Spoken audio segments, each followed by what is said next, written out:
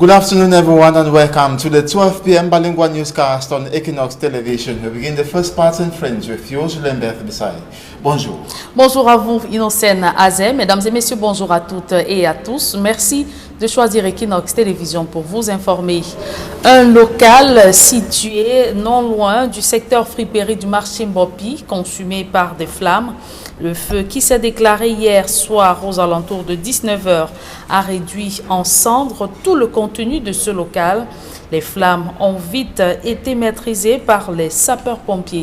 Je vous propose à présent de suivre la victime au micro d'Equinox Télévision.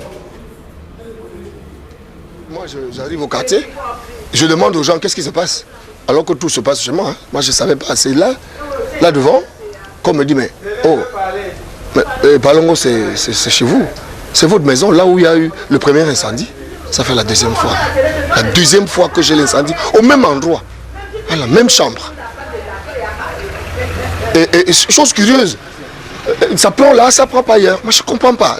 Jusqu'à présent, je ne comprends pas. J'ai fait avec des techniciens ici. Je ne sais pas. La première fois, il n'y avait pas courant. C'est-à-dire qu'il y a eu délestage. Pendant ce temps, les enfants de ma nièce étaient dedans avec ses enfants la première fois. Alors, ils ont allumé, comment vous appelez ça? Non, une lampe à pétrole. Les enfants, dans leur sommeil, ils ont tapé. Ils ont donné un coup de pied sur cette lampe. Le pétrole a coulé et la flamme a pris et ça a pris toute la maison. Mais cette fois-ci, c'est des locataires qui sont là. J'ai mis un locataire là. La femme n'est pas là. Moi, je ne sais pas ce qui s'est passé à l'intérieur. Moi, je ne sais pas. Et tout a brûlé. Toutes ces choses ont brûlé. Je ne sais pas. Parlons politique à présent. Législative et municipale 2020, Elections Cameroun proclame ce jour la liste des formations politiques retenues pour le double scrutin du 9 février 2020. Cependant, le préfet d'Undé met en garde tout éventuel auteur du boycott dans l'arrondissement de Bassamba. François Etapa a promis un châtiment exemplaire à quiconque empêcherait les électeurs d'accomplir leurs devoirs civiques. On voit tout cela dans ce reportage de Jérôme Narcisse Sobzé. La menace de boycott des élections municipales et législatives du 9 février prochain dans l'arrondissement de Bassamba, département d'Undé à l'ouest Cameroun, est désormais prise très au sérieux par les autorités administratives de cette partie du pays. Le constat a été fait vendredi dernier lors du début de la tournée de prise de contact et d'animation socio-économique de M. François Etapa, nouveau préfet du département d'Undé. Qu'il y a certains responsables politiques qui demandent que les gens ne partent pas voter le 9 février. Dis que moi je ne peux pas aller voter, c'est mon droit. Mais empêcher quelqu'un d'autre d'aller voter, c'est le crime. Cette menace, selon le préfet du département d'Undé, serait brandie par certains hommes politiques de l'arrondissement de Bassamba. François Etapa n'est donc pas passé par quatre chemins afin de mettre en garde les initiateurs d'une telle démarche. Quiconque, dans ce département en général et dans l'arrondissement de Bassamba, va être surpris d'interdire quelqu'un d'aller voter.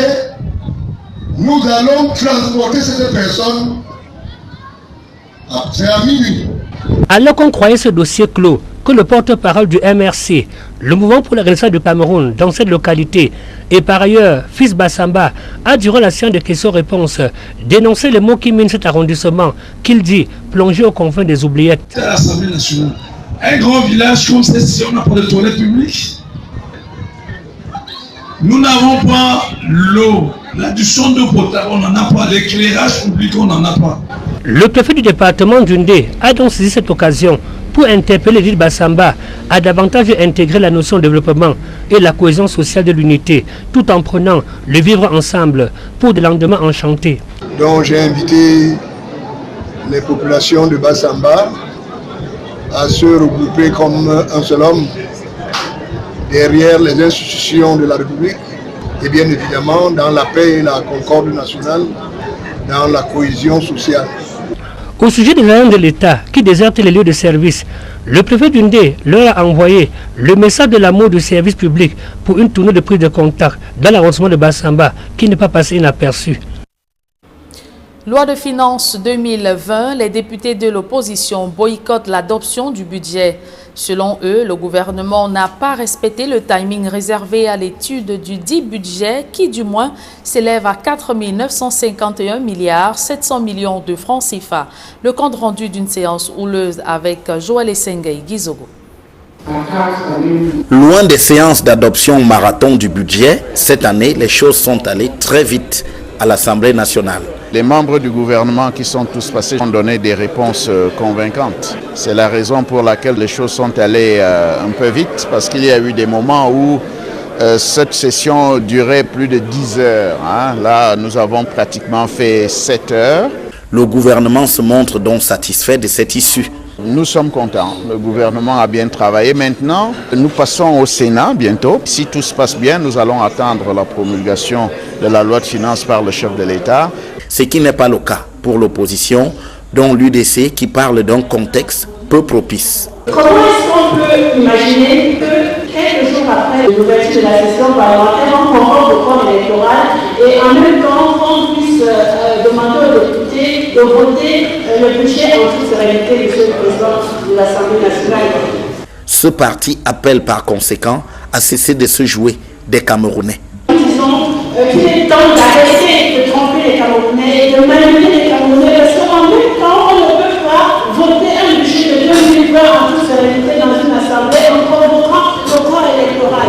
Et la preuve en a été que pendant cette commission de loi, sur 20 commissaires, il y avait à peine 7 commissaires en commission et ça c'est inadmissible. Outre ces invectives de l'UDC, le président de l'Assemblée nationale a aussi essuyé la colère du SDF, lequel a boycotté l'adoption du budget, pendant que Kava Yege Djibril lui adressait une pique.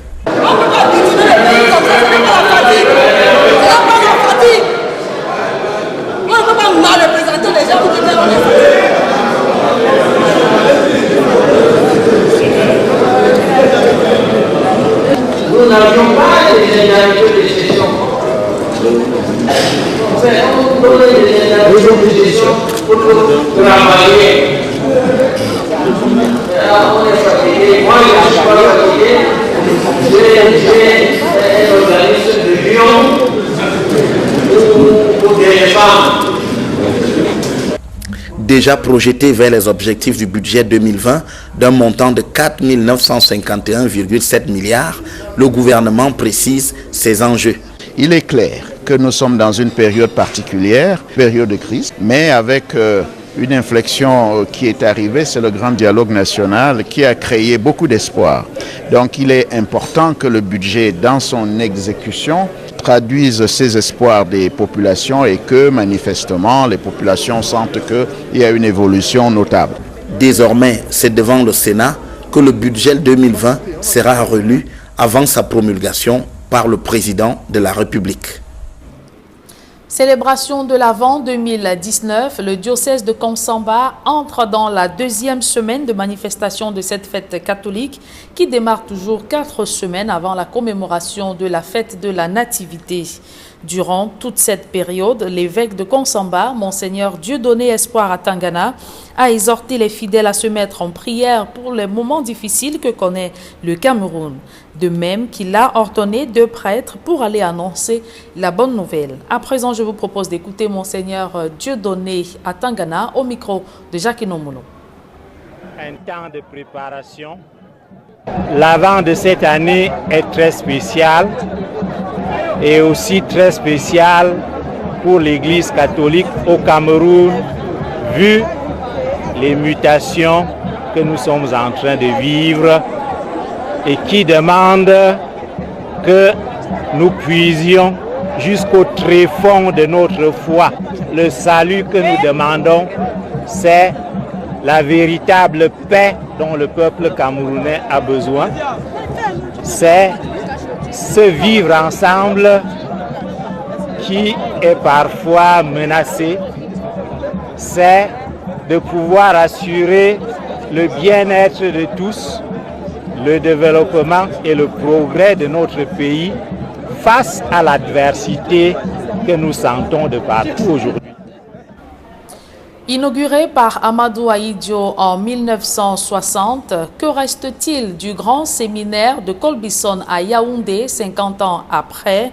L'infrastructure qui accuse déjà le poids de l'âge a besoin d'une cure de jouvence, tout comme une refondation des programmes de formation s'impose pour les adapter aux réalités du monde en pleine mutation. Rodrigue Ngassi et Aïk Cyril. 50 ans après son inauguration, que reste-t-il encore du grand séminaire Notre-Dame de l'Immaculée Conception de Colbison à Yaoundé? Une occasion de rendre grâce à Dieu et de retrouver ces lieux dans lesquels nous avons étudié, nous avons vécu, nous avons vu ces maisons pratiquement sorties de terre. Rendre grâce à Dieu pour ce qu'il fait et pour ce qu'il est pour cette grande maison qui a formé tant de générations de serviteurs du Seigneur. Nous rendons naturellement hommage à tous les grands serviteurs, tous les formateurs, tous les recteurs qui sont passés dans cette maison. De Monseigneur Jean Baga, archevêque métropolitain de Yaoundé, à Monseigneur Adalben Zana, évêque émérite de Mbalmayo, en passant par Léopold Sosten Bayemi, évêque d'Obala, Christophe Zoa, évêque de Sangmelima, Joseph Marine Diokala, évêque de Mbalmayo, Damas Zinga, évêque de Kribi, Philippe Alain Baga, évêque de Bolova et bien d'autres. Le grand séminaire de Colbison est réputé avoir formé de hauts dignitaires de l'Église catholique au Cameroun et ailleurs. Mais sur le plan infrastructurel, les bâtiments ont pris quelques rides. 50 ans après, cette maison, bien qu'elle soit vraiment tout en béton, a besoin d'être retouchée. Nous avons des problèmes d'étanchéité, des problèmes de maintenance. Inauguré le 25 janvier 1969, en présence de son Excellence Amadou Ahidjo, alors président de la République du Cameroun, le grand séminaire de Colbison a d'abord une vocation inter-État. Il passe ensuite national, avant de devenir provincial. Baptisé Notre-Dame de l'Immaculée Conception en 1978, l'institution de nos jours a besoin d'une cure de jouvence. Nous envisageons, n'est-ce pas, ces questions de maintenance de notre maison pour qu'elle soit encore plus accueillante et plus belle. Nous appelons tout le peuple de Dieu à se réunir autour de cette institution pour la soutenir et pour pouvoir accompagner ses vocations. Sur le plan purement spirituel, quel modèle de prêtre forme-t-on aujourd'hui encore en Colbison? Le grand séminaire a besoin de se refaire une santé afin d'adapter ses formations aux évolutions du monde moderne. Nous continuons dans les canons de formation qui régissent notre institution en cherchant toujours à nous renouveler, en prenant en considération les nouveautés, les nouvelles propositions du monde pour être plus efficace à répondre comme prêtre aux attentes de ce monde. 50 ans après, le grand séminaire Notre-Dame de l'Immaculée Conception de Colbison jette un regard sur lui-même. Il scrute les enjeux et les défis d'une institution qui fait face aux réalités d'un monde en mutation. La messe du jubilé d'or a été présidée à Yaoundé par le nonce apostolique au Cameroun. Parlons sport à présent. Un incident diplomatique évité de justesse à Yaoundé à l'occasion de la Journée nationale de l'éducation physique.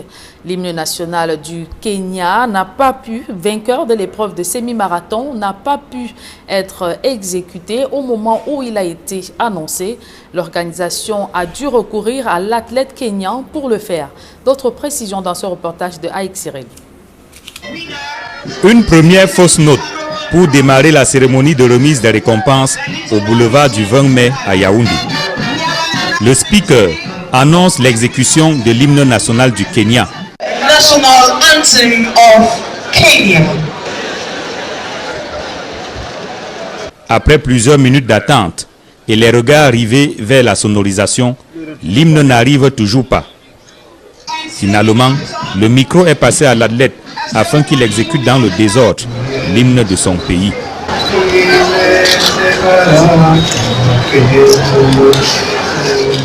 Henri Koskei venait de remporter le semi-marathon Paix et Fraternité organisé à Yaoundé. Le Kenya confère le vainqueur de ce semi-marathon. L'athlète kenyan a couvert les 21 km de parcours en 1 heure 7 minutes, suivi des Camerounais Dingze Evele, 2e, et Chuteng Frank, 3e. Chez les dames, c'est une autre Kenyane, Chirotu Eska, qui arrive en tête. Cette fois-ci, l'erreur est corrigée. L'hymne national du Kenya est bel et bien exécuté. «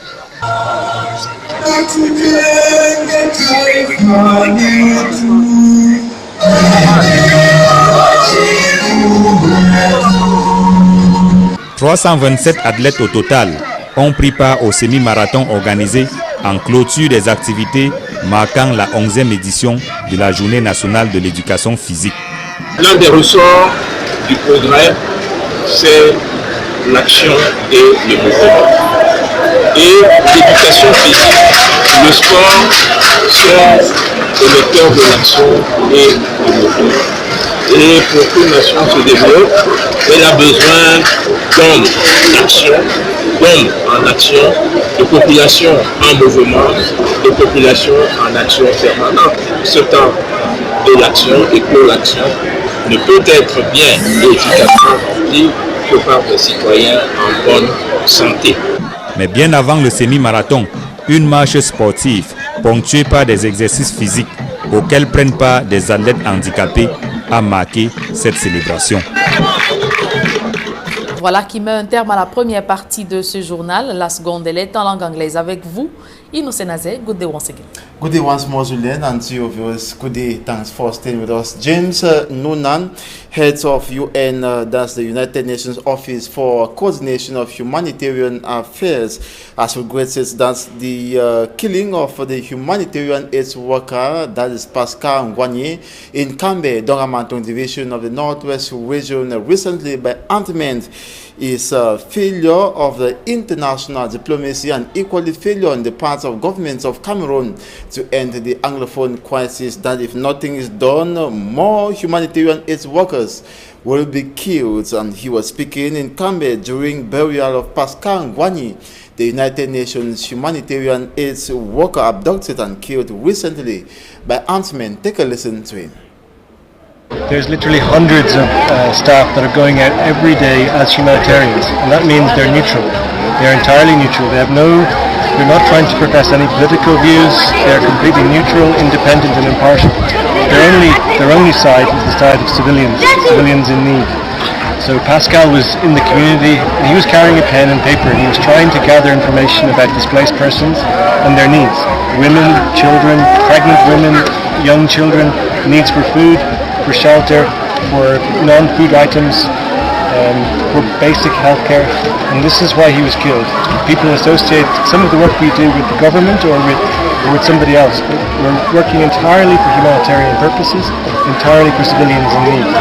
And this death of Pascal is a real failure in so many ways. A failure for people here, the government, and for some of the parties to the conflict to respect international humanitarian law. Humanitarians must have access. They must have free and fair access. They are not looking to hurt anybody. All they're looking to do is to help civilians in need and find ways until there is a solution to the crisis. And his death also represents a failure to find a solution to this crisis. A failure of politics, a failure of international diplomacy, and a failure of governance. And this needs to end. Otherwise we will have more Pascals every week, every day. And we're seeing this across the Anglophone region with hundreds and hundreds of houses, hundreds of villages destroyed and abandoned. The very fabric of civil society is being destroyed. And we really need this to end. We need this to end today. And on to something else, but still in the northwest region of the country, we're looking at the adverse consequences of the Anglophone crisis after ravaging or killing the several domains like the religious, equally socio-political and agricultural. Now, the cultural domain is equally being threatened by the socio-political impulse, and most of whom are regarded as custodians of the culture and tradition, thus the youth are now dispersed by the armed conflicts in other French-speaking regions of Cameroon, and coming together under an umbrella to enhance development of their ravaged village is problematic. And the case in point are the Mukuru youths in Menchum Valley subdivision, in the Menchum division of the northwest region of the country, that are striving for development of the locality and equally Cameroon at large. Details in this report. Gun battles in Menchum division of the northwest region, like in other divisions in Anglophone Cameroon. Many inhabitants have fled to the forest for safety, and others in French-speaking zones. Apart from agricultural activities, the locals are losing their cultural values, also a development engine. A case in point are the Mukuru people in Menchum Valley, now scattered all over the country, impeding development.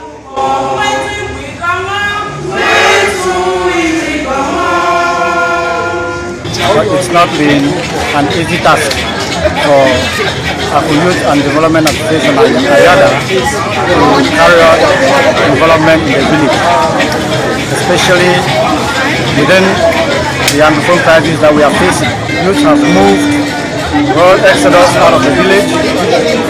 But it's difficult having jobs, able to develop themselves, talk less of the association. The young, who are future custodians of their culture and tradition, despite the Anglophone crisis, have struggled to form outside blocks, baptized Aku Youth and Development Association, Ayada, to face the socio-political impasse for reinstatement of their cultural integrity and enhanced development of the Tost Mukuru village. Forming these blocks is not easy, especially chapters in the restive northwest and southwest regions. Because of the crisis in Buea, as we can all attest to that, many have gone out of Buea out because of the search of greener pastures, whereas others are no more coming to the association because they cannot meet up with the normal contributions that are needed for them to participate in the association.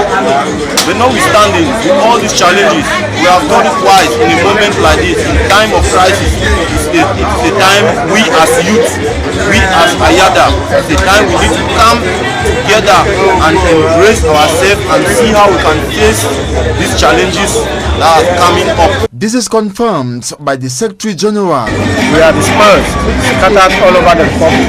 We are not united. It's another big challenge to us. Individual Force Subdivision hosting internally displaced persons, the Ayada Bonaberry branch, apart from only assisting the war victims with humanitarian needs, also tries to woo their brothers and sisters towards the development initiative. They cannot withstand the climate. They don't have anything doing.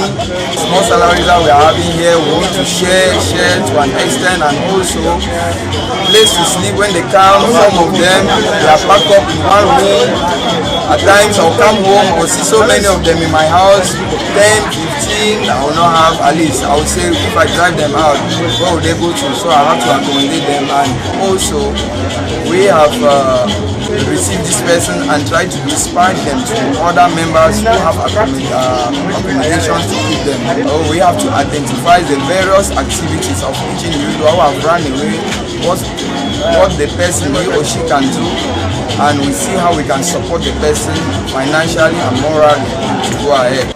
The Aku Youth and Development Association, Ayada, expects the vacancies to be occupied by Mukuru locals for the drive towards development of the village in particular and Cameroon in general. That's why we are here today, to bring ourselves together and see how we can kickstart and revamp this association. We are calling on our brothers all over the Republic to join us so that we can make it possible to carry out substantial development in the village. Ayada is joining its voice with those of Cameroonians of good consciences to call on governments to take genuine decisions to end the Anglophone crisis, and also for the international community to play a supportive role to end the war in Anglophone Cameroon.